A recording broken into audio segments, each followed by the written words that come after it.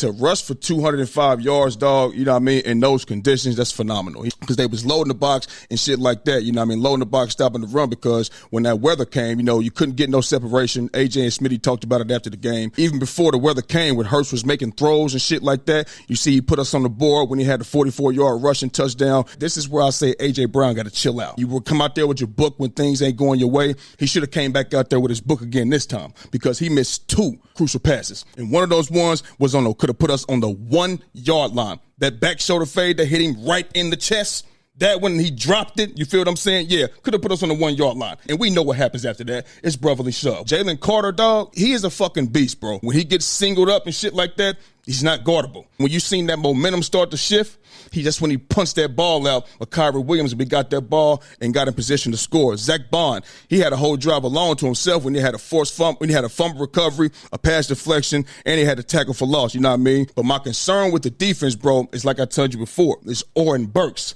You watched the same game I watched, and you know it. Where he's at, that's Nakobe Dean. This shit is open, man. It's open. He's not making no plays. He made one play in the game yesterday towards the end when he got that swatted pass. That's a good play. We needed it because Puka Nacua was open across the middle.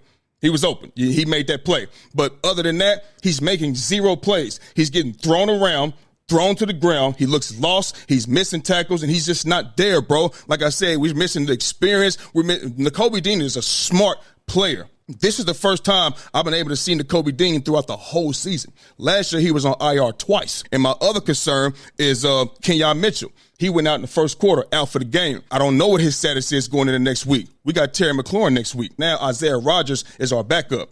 Isaiah Rodgers always giving up big. They attack him as soon as they get in the game.